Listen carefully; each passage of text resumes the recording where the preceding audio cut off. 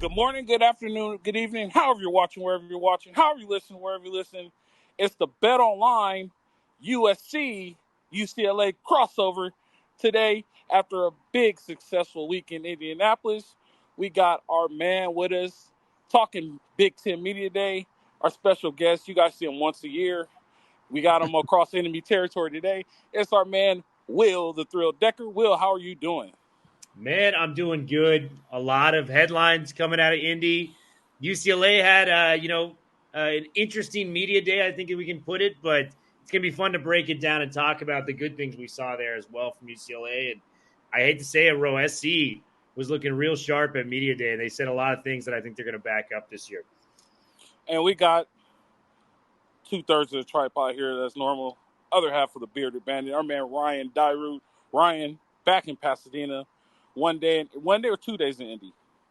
2 nights, basically, like 36 hours. Straight back into Pasadena. How are you doing today, Ryan?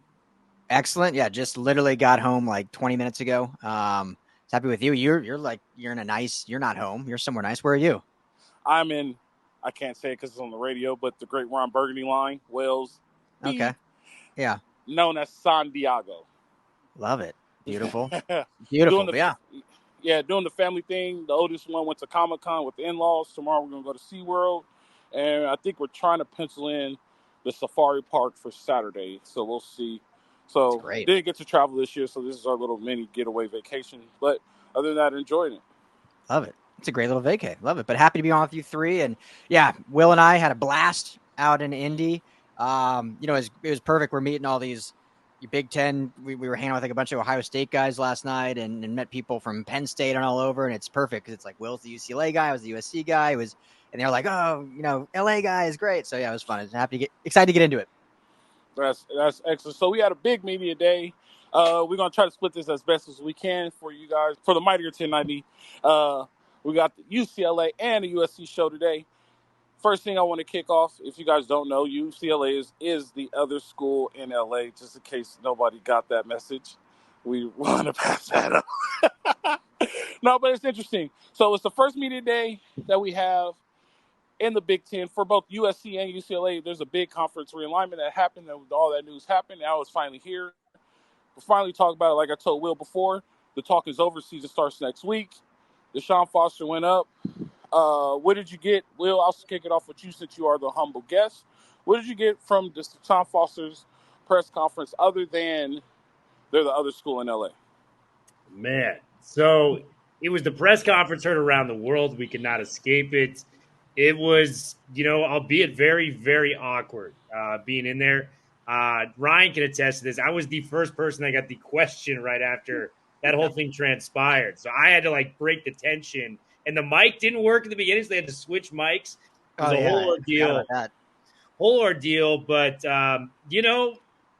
rarely are press conferences, you can't win or lose on the field with a press conference. You know what I mean? Right. So from where I'm at with it, was it awkward? Hell yeah, it was. It was a tough situation. Was it a situation where it made the room completely uncomfortable? Of course. I didn't even think Deshaun would tell you he didn't do a great job at it. But, I think with what we've seen from him and his development and him talking about Coach Bieniemy, who we had glowing remarks about, we were able to talk with Ethan Garbers, J. Michael Sturdivant, Jay Toyia. These players are bought into the coach, and that's all that really matters. You have to kind of, circle off that locker room, get the guys in the room, the people that are actually going out and playing for you to believe in you. And I just see it very, very clearly. They're all talking about the Foz era. They're very excited for what's going to transpire this year on the football field. Man, like I said, do not let us get to a bowl game. If we're going 6-6, 7-5 in the first year of the Deshaun Foster era, I don't think it's crazy. We went 7-5 last year, returning a lot of talent on offense. I think there's going to be some really good things coming UCLA's way, especially with the way Foster and company have been recruiting and hitting the transfer portal. So, rough media day, I think, at a lot of fronts due to the press conference, but a lot to be optimistic about, and getting to talk to those guys.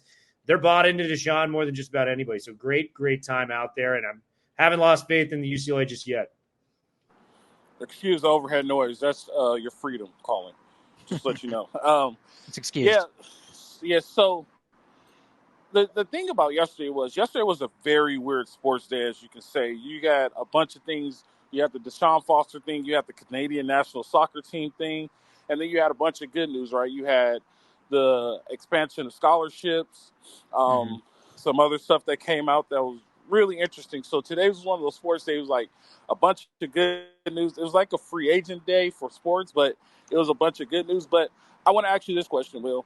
Speaking of UCLA, and I don't know, and this is just my opinion, and I could be wrong, and you know, you do Bruin Bible, and you're really connected, and you know a lot of information about UCLA.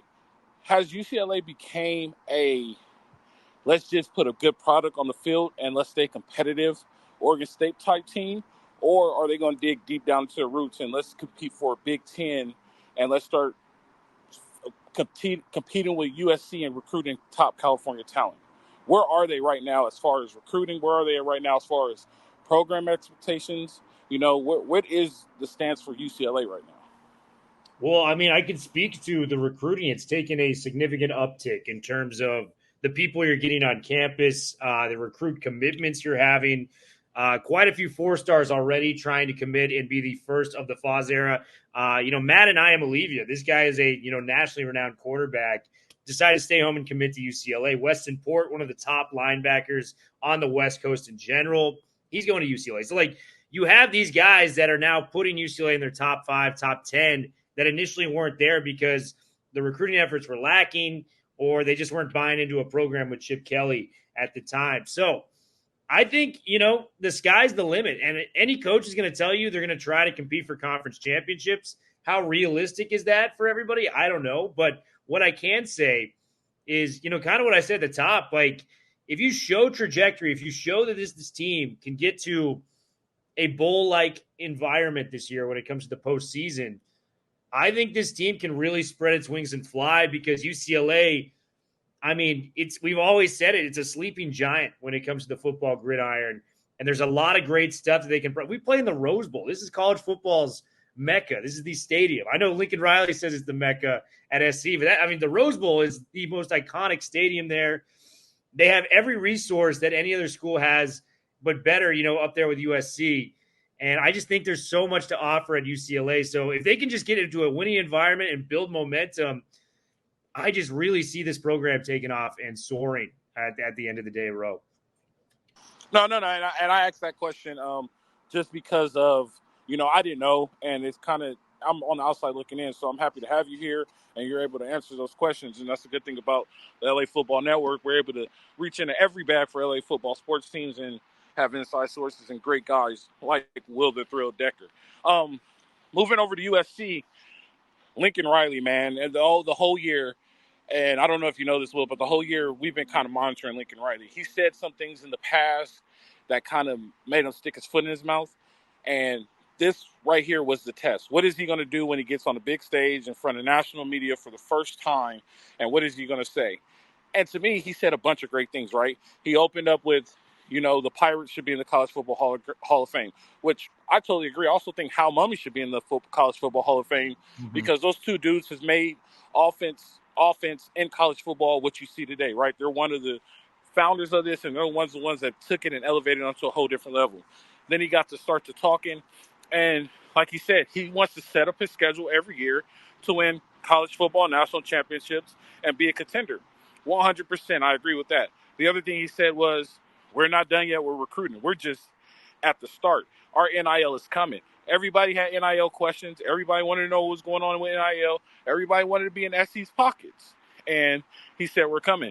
Then today he said, we're not done recruiting. He signed a receiver and a big-time defensive lineman out of Allen Hancock, which is in Santa Maria, who's one technique that alleviates off of Bear. So Lincoln Riley got up there and, to me, he passed the test, right?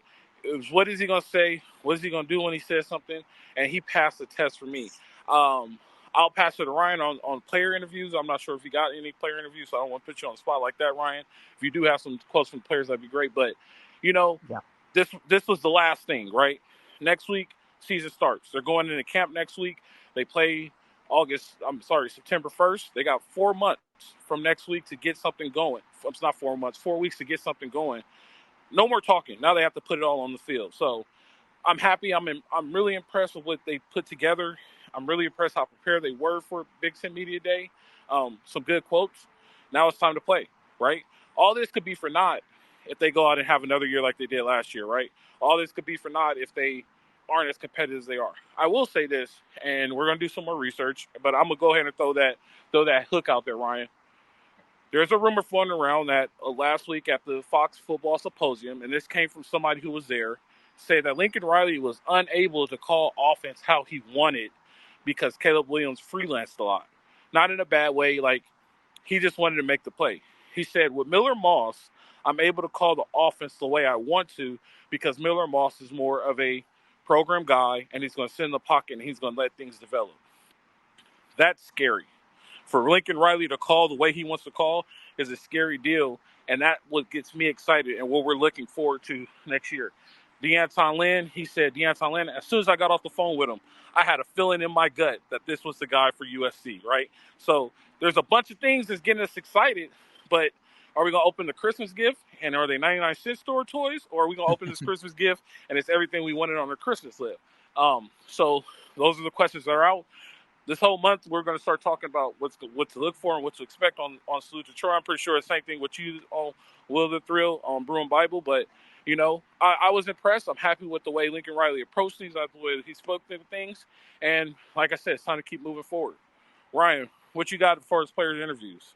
Yeah. I won't add much on Lincoln. You hit all the good points, but yeah, I thought he was great. Obviously, he's been in many big moments in front of media, so he's pretty media savvy now throughout his career, but I thought he handled everything well. The scrum after the 15-minute podium thing, he talked to media, which I was at the whole time. It was almost an hour and a half he talked to media. I mean, it was well over the allotted time that they actually scheduled, and he took tons of questions. Just so, I mean, this isn't a shot at anyone, but we've talked about it before, Al, how like USC is obviously not just a name brand, but a brand that the rest of the country likes to kind of poke at. And that was very clear at this because his scrum was far and away the largest scrum the entire time throughout. You even had James Franklin going at the exact same time almost, and still most of the main media members were over at the Lincoln Riley press conference. So thought he handled himself well. A lot of good questions. Again, what does that mean? Just the same with Deshaun Foster. It's questions. So we got to see it on the field. Those don't win you football games, but he handled it well. Player-wise, got to talk to Jonah Monheim, Kamari Ramsey, and Miller Moss. I thought Kamari was great. He's also seems real polished for what a young kid he is. Obviously, huge addition in the transfer portal to kind of lead that back end. He said he's taken, a leadership role in that secondary, which makes a lot of sense considering he knows the Danton Lynn system. And so he's able to kind of lead, and not just with the younger guys, but you figure an Akili Arnold who transferred over is brand new to the system as well. So he's able to kind of lead even the transfer guys. So really polished kid, great head and shoulders, obviously a local kid. So, sucks obviously for UCLA losing him. Big gain for USC. It does stay home in some regards in that way. And Miller Moss, man, he's just, I think Will can probably say this about Ethan Garbers too. Like they're both just love Southern California. Great local kids, obviously both playing here, their high school ball here in LA. Miller Moss, as everyone knows, is a Trojan for life, grew up wanting to be a Trojan. It's funny being at these, Al, because a lot of the stuff that gets talked about, like we've known forever because we cover the team, and it's usually like national media asking questions that like we've known since fall or even spring camp. So a lot of it was kind of just regurgitated, but talked about, his reason for staying, talked about his, why he kind of waited out instead of having the opportunity to hit the portal and go start somewhere else. We've talked about the story, but just to reiterate, he was asked like, what was his hardest moment? And he mentioned, maybe we haven't actually talked about this, but I've heard it before, basically saying in that 2022 conference title game against Utah, that was like his quote unquote like darkest moment, if you will. Cause when Caleb Williams got hurt, he felt like he could potentially go in and make a difference and help USC win the conference. And instead, it was that back and forth, nothing like, he didn't say anything negatively, but like, it was that, well, is Caleb staying in? Am I going in? Do you have faith that I can lead this team? And so that was kind of his moment of maybe the one questioning his decision. And then he said him and Lincoln talked after the game for a long, long time. And kind of Lincoln reiterated, like, no, I have faith in you. Like, you need to wait this out. There's some things you need to improve on. But at the time, it was, with Caleb, even with his injury, he's still the Heisman winner, and he still gave us the best chance. So, but I thought that was very real and raw of him, and to kind of share that with all the national media. So, so Miller Moss was great. And then last thing I'll say, that I think is not getting talked about on like the national pundit shows, not just talking about Paul Feinbaum, but surprisingly, and Will, I don't know if you noticed this too, but a lot of the chatter within the Big Ten circles was there's actually like a lot of people that think USC is going to be pretty damn good this year. Like like Jake Butt said, they're going to be competing for the conference championship. But that was a lot of the opposing beats were like, oh yeah, we're a little nervous for SC. Actually, like they got a defensive staff, they might be good. So I thought that was interesting that there was actually a lot more optimism than maybe has been perceived nationally, but within the conference and within, at least on this 3-day stretch, it seemed like there was a lot of optimism for USC in 24. And then obviously the future looks real bright if they can get that going. Well, what do you got for player interviews? How do those go for UCLA? Yeah, and I just want to kind of piggyback on some of the points that Ryan made. I actually thought Lincoln Riley, I went all 3 days, didn't miss a press conference. He was one of the big winners of the Big Ten Media Week. There's been a lot of chatter this offseason after the year he had last year. People like Feinbaum, a lot of different people kind of coming out of the woodworks and questioning him. This is coming from a guy that covers UCLA. Lincoln Riley was fantastic this week. I think there was a ton to like there. And before I get to UCLA, I got to throw this comparison out there because it just kind of came to my head. Miller Moss is in weirdly a similar situation to Mark Sanchez back in like 2008, where he kind of stuck it out, backed up, he backed up Leinertz, he backed up Caleb Williams. It's kind of all setting the stage for this big senior season. Quick correction. He comes out and kind of lights it up. Yeah. Quick correction. Sanchez backed up JD, John David Booty. He was also on the sidelines for the national championship game, though, right? Yeah, but he was way down the depth chart. He was a backup, though. He was a backup. Yeah. I got you. He was a backup, so he kind of waited his turn, and by that senior year, leads USC to a big Rose Bowl win, gets it done, top 10 draft pick. Listen, Lincoln is one of the best at developing quarterbacks. Miller Moss kind of bides his time, finally gets his shot. He had the 6-touchdown game in his first performance for USC. I think there's a real scenario here where Miller Moss, in kind of a weak quarterback draft class this year, at least on paper, can shoot up the rankings if he does a good job. So Sanchez to Miller Moss, I'm liking that comparison right now as it stands. But the UCLA players were great, man. I think the big takeaway I had was Garbers and Sturdivant, I think, is going to be a problem for opposing defenses. Sturdivant, who on paper was a top 5 wide receiver, trying to go to the draft last year. This is not my words. This is Dane Brugler, the draft expert from The Athletic. Didn't live up to that hype. He only had 2 really good games, but I think that was due to the endless quarterback carousel that there was there. Now he's got Garbers coming back, who was, frankly good. He won the rivalry game, won the LA Bowl for the first time that UCLA's won a bowl game in close to, 7-8 years. So you get that kind of establishment back, and you combine that with the fact that J. Michael Sturdivant and him linked up for 4 passes for 142 yards and a touchdown in the bowl game. I think that's going to translate. All the quotes they had together were very fun. And, Garbers had this nice little quip. He goes, I'm going to get J. Mike the ball. He's going to be ready for it a lot this year. So that's what I'm looking forward to. Jay Toia is telling me the defensive line's looking great. He's liking the new defensive coordinator that's stepping in there. So there's a lot to learn on both sides of, the players. And Ryan and I kind of covering USC and UCLA, but it was a very, very fun week and learning about these guys and, where the future of the program is headed to. Before we wrap this thing up, I'm going to let you guys end it on this one. We're going to end with a little bit of fun. You guys went to the famous St. Elmo's in Indianapolis. A lot of secrets, a lot of trade deals, a lot of things happened there throughout the combine and for NFL media days and for Big Ten media days, probably even Big Ten championship. St. Elmo's, what do you recommend people go and get if they were to visit St. Elmo's in Indianapolis? Well, I got to share a story there from, this was just last night. It feels like forever. I knew it. So obviously the famous dish, I mean, it's a steakhouse, so the steaks are all great, but the famous dish is the shrimp cocktail. So if people haven't heard that, you know it when you go in. It's all over the menu. The waiter tells you. So we each got our own shrimp cocktail. Comes with 4 shrimp. It's a very spicy cocktail sauce. And Will, in classic Will fashion, was like not paying attention or zoning off. And the server's like, all right, be careful though on your first bite. Like, this is spicy. Be careful. And we're like, all right, cool, sounds good. And he walks away.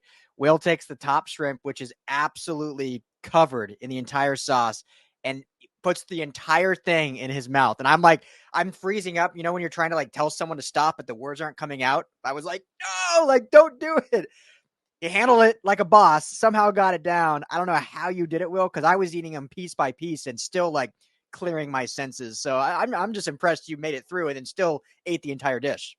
Yeah, man. ADD is a problem to all, man. That's all I got to say to that. It was tough kind of zoning in on that. But, I mean, if those walls can talk, Ro, that was an iconic place. We ran to Jed Fish there.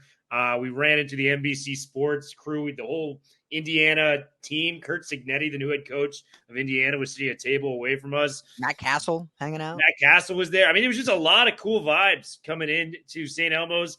When you have high expectations for a place and it exceeds that, that's how you know it's a special place, and that's exactly what St. Elmo's was, man. So, Ro, you got to get out there. If you're out there next year, Ryan, I would be happy to take you to St. Elmo's and have ourselves a blast, bro. I'm definitely going next year. I already said everything. I'm Super Bowl, Big Ten Media Day. I'm going next year, and all the kids will be old enough. We could definitely make this happen. But that'll wrap up our time. Will, I appreciate you. All those on the Mitre 1090, thank you guys for listening. Hey, it's the Bet Online UCLA USC crossover show. It's always good to have Will the Thrill. If you guys don't know who Will the Thrill is, he's on Brew and Bible. You guys go check him out. I know it's kind of hard to listen to over there, all the Trojan fans, but it is what it is. We got a lot of Oklahoma fans too, so I don't think they'll go over there either. They care more about Lincoln Riley and his failure, so that works too. But I appreciate you, Will, for joining. Ryan, it's always been a great one. Thank you guys for watching. You guys know how it goes. Live free, fight on.